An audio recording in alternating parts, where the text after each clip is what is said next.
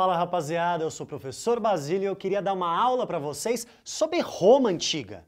Uma experiência histórica muito importante para nós, que começa no século VIII antes de Cristo e que vai durar até o século V depois de Cristo, ou seja, uma longa duração.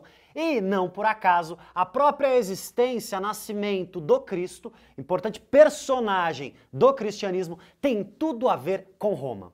Rapaziada, eu tô falando com vocês em português. Português é uma língua que veio do latim, Roma. Nós vivemos num país cujo cristianismo é uma importante religião. O cristianismo tem tudo a ver com Roma.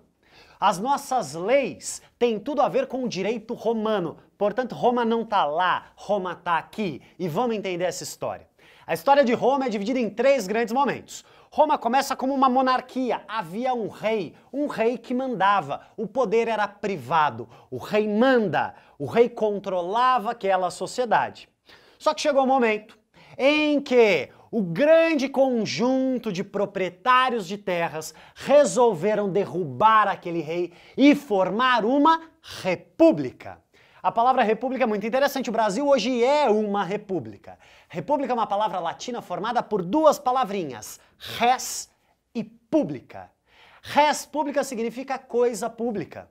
Ou seja, os governantes vão tratar o governo, as instituições não como algo privado, mas como algo público. Os governantes vão servir e não ser servidos. Aqueles que ocupam cargos em uma república podem ocupar por determinado tempo e devem tratar o poder de forma impessoal. Significa que, por exemplo, quem ocupa um cargo na república não pode nomear seus filhos e seus amigos para a república. O governo da república deve ser impessoal. Rapaziada, a República Romana é um momento muito importante, porque a sociedade romana ela não era muito igualitária. Pelo contrário, nós temos 2 grupos sociais, plebeus e patrícios. Explico para vocês. Patrícios são os proprietários de terras. Plebeus são aqueles que não têm terras ou têm pequenas terras.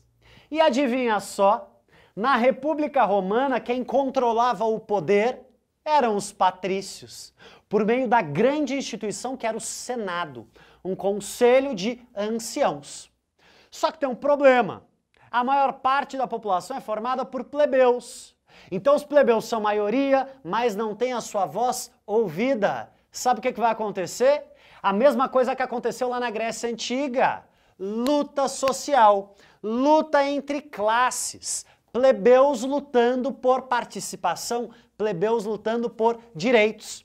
Os plebeus lutaram, brigaram, fizeram até greves, eles se recusaram a trabalhar na terra dos patrícios e eles estavam querendo alguns direitos. Por exemplo, eles exigiram não serem mais escravizados por dívidas. Eles exigiram poder se casar com patrícias. Portanto, não haver mais distinção tão rígida entre patrícios e plebeus. Os plebeus então lutam, conquistam direitos, os plebeus reivindicam participação, reivindicam que sua voz seja ouvida. E este processo é muito importante, por quê? Porque os patrícios, já que não podem escravizar os plebeus, eles vão falar, a gente precisa buscar trabalhador em algum lugar, eu é que não vou trabalhar. Porque deixa eu contar uma coisa para vocês. Trabalho na antiguidade não é uma coisa bem vista. As pessoas não têm orgulho de trabalhar. As pessoas gostam de viver do ócio. Gostam de viver da política, não de viver trabalhando com a enxada, não de viver do plantio. Então os patrícios iniciam um processo de expansão. Roma precisa se expandir. Roma precisa fazer guerras para se proteger. Na verdade, a guerra não era bem para se proteger, essa era a desculpa. Roma precisava de expansão para conquistar territórios e para conquistar escravizados. Escravizados são pessoas que eram conquistadas nas guerras e que eram trazidas para Roma para trabalhar na terra dos patrícios. E olha que problema que nós vamos ter. Essa expansão vai trazer um número imenso de escravizados para Roma. Escravizado, não escravo. A natureza dessas pessoas não era ser escrava. Ser escravo era uma condição. É importante que se diga. Esses escravizados chegam até Roma. Roma fica então rica, mas os plebeus ficam pobres. Porque porque os plebeus perderam o seu trabalho. Então olha que coisa interessante, Roma fica rica, mas a parcela mais numerosa da sociedade fica pobre, porque a riqueza foi concentrada na mão dos patrícios. E sabe o que vai acontecer? Os plebeus vão começar a lutar novamente, só que agora não é por direito político. Os plebeus vão lutar para ter acesso à terra. Os plebeus vão reivindicar reforma agrária. O que é isso? Ué, se existem milhares de pessoas sem terra, por que um patrício tem todas as terras? Veja bem, isso não é justo. E o que começa a acontecer? Lutas sociais. É neste momento que os patrícios vão recorrer a uma medida muito complicada.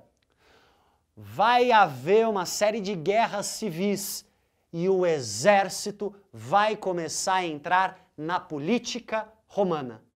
Os militares, os grandes generais, vão se colocar como aqueles que podem proteger Roma, como aqueles que podem manter a propriedade nas mãos dos patrícios.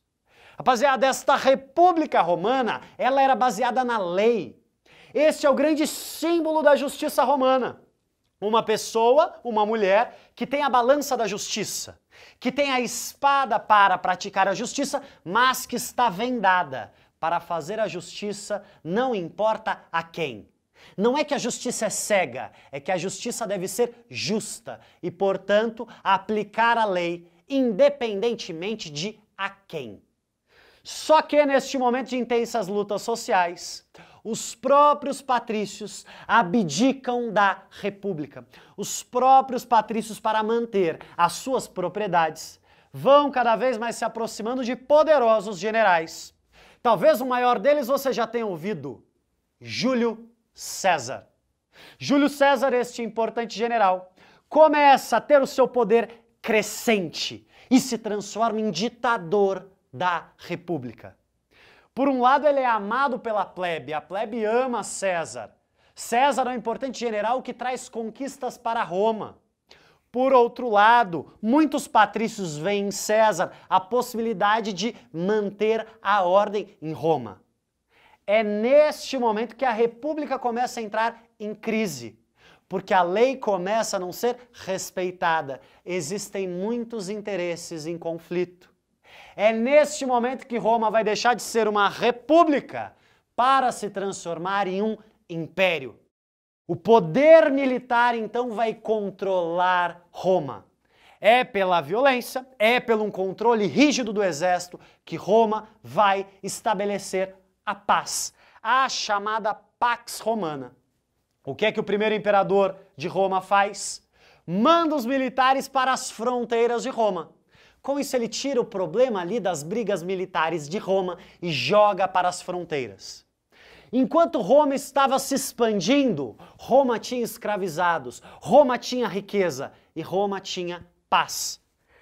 Mas, muito importante a gente lembrar, e a plebe que estava sem terra?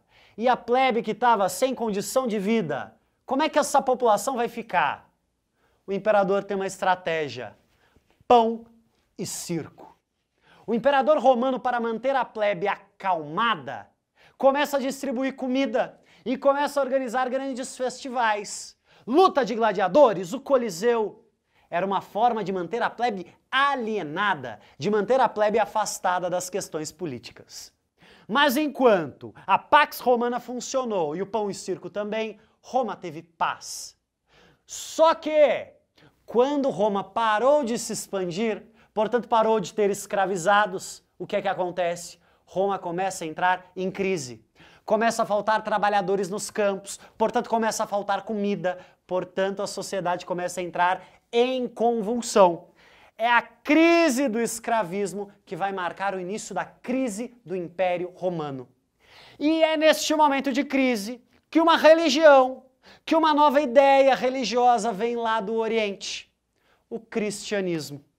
Se os romanos, no seu período de guerra, celebravam a batalha, a vitória e a conquista, no momento de crise, o cristianismo vem com um outro discurso. Bem-aventurados os mansos, bem-aventurados os humildes. Sabe quem que se apropria desta narrativa, dessas ideias? Os escravizados, as mulheres que tinham uma condição de vida muito difícil em Roma. E com isso, nesta crise do império, o cristianismo começa a adentrar cada vez mais as instituições do império.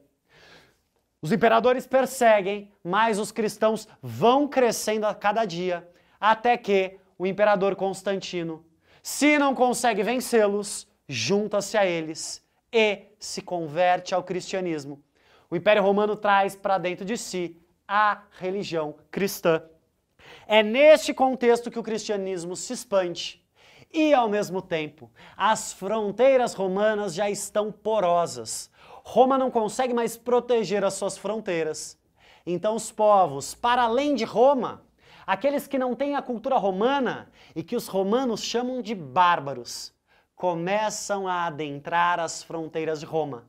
Essas são as migrações germânicas que muitos historiadores, de uma forma preconceituosa, vão chamar de invasões bárbaras.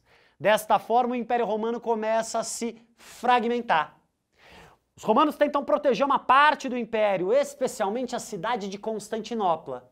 Mas no ano 476, a cidade de Roma, vista como a cidade eterna, cai. Os germânicos tomam Roma. E aí você deve estar me perguntando, mas e aí, o que isso traz para mim? E na minha vida hoje, o que eu levo do Império Romano? Já disse, a língua, o cristianismo e, fundamentalmente, a ideia da lei, a ideia da justiça enquanto algo público. Não tem mais olho por olho e dente por dente.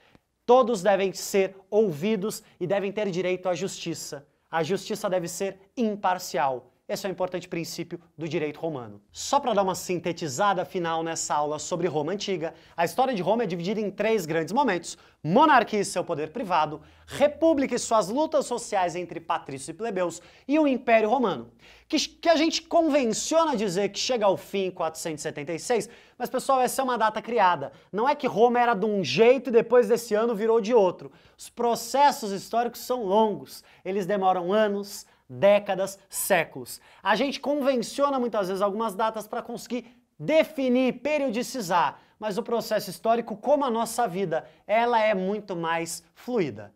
Agora, vou dar um tempo para vocês tirarem uma foto da lousa, um excelente estudo e um forte abraço.